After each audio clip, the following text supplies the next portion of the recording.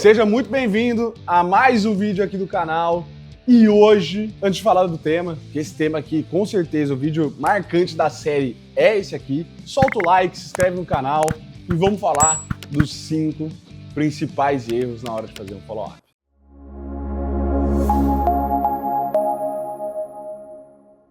Bom, quando a gente fala de erros no follow-up, eu vou começar como erro 0, tá? Nem vai contar nesse 5. Primeiro erro é não dar follow-up. Simples assim. Se você recebe muito lead ou tem muita demanda, você provavelmente se perde nos follow-ups que você faz. Então, não dar follow-up é o principal erro, porque a gente sabe que 80% das vendas são fechadas do 5º ao 8º follow-up, segundo pesquisas aí que você pode dar um Google e achar. Primeiro erro, que muita gente perde venda, às vezes porque não tá vendo se seu time tá dando follow-up, às vezes porque esquece, às vezes porque acha que o caminho é investir em tráfego pago e ter mais lead, e na verdade não tá sendo. Então, é não dar follow-up. Falou esse erro básico, que eu tenho certeza que vocês que já estão aqui no 3º vídeo da série não fazem, porque já estão dando follow-up aí. Qual que é o primeiro erro aqui, de fato, que a gente entra no conteúdo? Não acompanhar regularmente o cliente. Se você não tem um CRM, uma agenda, algum lugar que você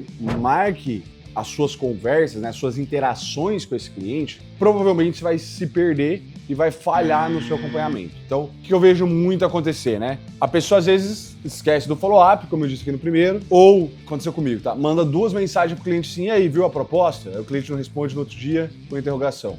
Aí no outro dia, cara, você conseguiu ver a proposta? Aí no outro dia, cara, não vai me responder não? Cria uma cadência. A gente falou de várias coisas no vídeo, dar um espaçamento, mandar mensagem diferente, usar uma figurinha. Vou pedir pro Leozinho colocar aqui figurinhas de contato quando o cliente não responde. Podem ser usadas para criar um valor para esse potencial cliente do outro lado. E aí, quando a gente fala de acompanhar, é de fato você construir uma agenda de ações com esse potencial cliente, utilizando o CRM ou utilizando o próprio Google Agenda ali dentro da sua operação. Mensagem genérica. Então, como eu disse, se você manda, vamos comprar, já fechou, não vai funcionar. Eu dei aqui nessa série diversos exemplos de mensagens personalizadas que vocês podem usar para o cliente de vocês. Mas tudo isso depende de um bom diagnóstico lá no início e de uma boa, de fato, construção, pesquisa daquele potencial cliente. Terceiro, esse é muito bom, hein? Esse terceiro aqui, na verdade, eu vou deixar para o final do vídeo, se você soltar o like e compartilhar. Vou falar do quarto, então. É fazer follow-up com um canal só, pô. Você só faz follow-up com o seu WhatsApp. Meu amigo, vamos usar o LinkedIn, vamos usar o Instagram, vamos usar o telefone, vamos usar a visita presencial, vamos usar... Olha, dependendo do seu público, igual nós fechamos com alguns clientes grandes recentemente, estratégias que a gente usa de follow-up é até colocar aquele eletromídia dentro do prédio do cara. Coloca a sua empresa lá para todo executivo ver na telinha. Sabe quanto custa esta merda? 300 pila, pô, por vez. Pra tu colocar a sua empresinha pra aparecer lá no elevador da Cielo todos os dias. Então, você precisa ser estratégico. Isso é um exemplo de follow-up, dependendo, mais uma vez, do seu nicho de cliente. Não fique preso em um canal apenas, cara. Troque os canais. 5. Não utilizar informações da sua primeira reunião. Então, às vezes, o cliente te disse algo lá que é muito valioso para ele e você, mais uma vez, está mandando um follow-up genérico. O que você está usando da primeira reunião que você pegou com ele? Como que eu uso informações que eu obtive antes do meu cliente, para não ser genérico? E o número 3, tá?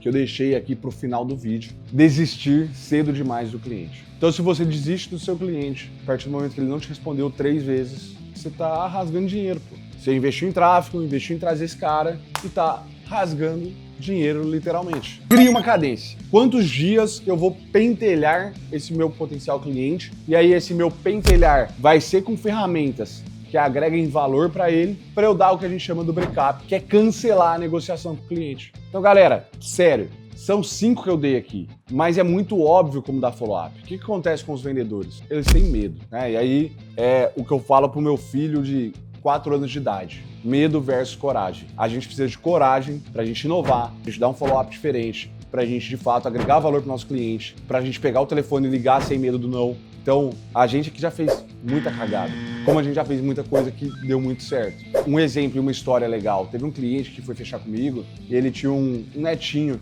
né? O netinho tinha 3 anos ali, quase a idade do Henrique. E aí eu percebi que ele era muito religioso, porque tinha coisa de Deus no escritório dele e tal, não sei o quê. Cara, o que eu fiz? Uma parada bem simples, tá?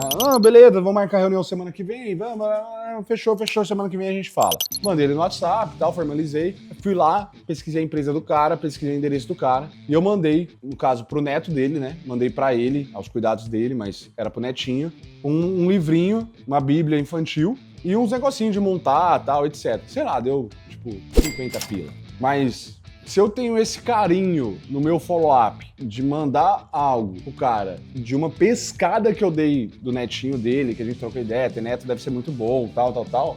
Cara, como que esse cara deve olhar pro meu serviço em si? Claro, gente, eu estou falando de uma empresa, uma negociação de um pequeno e médio. Se eu vou pra uma enterprise, pô, isso aí vai entrar em regras de compliance e, pô, pode dar ruim se eu mandar um presente pro cara na empresa. Mas para esse cliente, que ele era dono, né, ele tinha, cara, passou, ele me agradeceu muito, chegou, ele falou, pô, né, meu netinho adorou, tal, não sei o quê, e aí a proposta, tal.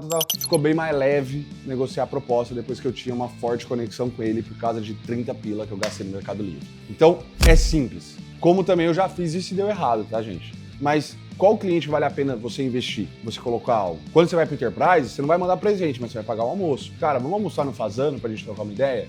Porra, chegar lá, você vai deixar o cara pôr a mão na carteira. Lincoln, mas o que isso tem a ver com os erros de follow-up? É pra tu pensar fora da caixa e parar de comer groselha e mandar só cadê a proposta. Porra, não dá. Espero que você tenha aprendido, espero que você mude seu follow-up aí. Clica no like, solta o like, compartilha o vídeo, dá-lhe para não tomar-lhe. Até o nosso próximo vídeo da série.